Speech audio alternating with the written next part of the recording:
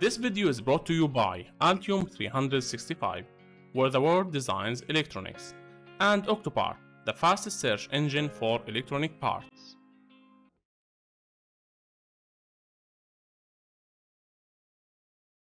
Configuring the defaults. When you place an object in the PCB editor design space, the software will define the shape and properties of the object based on, first, an applicable design rule.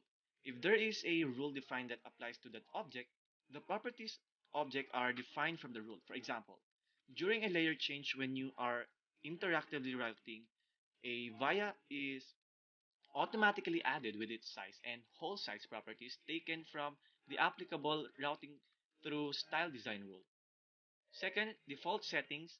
If an applicable design rule does not exist or does not apply, the properties of the object are defined from the default settings configured in the PCB editor default page of the preferences dialog. For example, if you run the place, then click via command, the software does not know if that via will be part of a net, so it will present a via at the size defined in the defaults.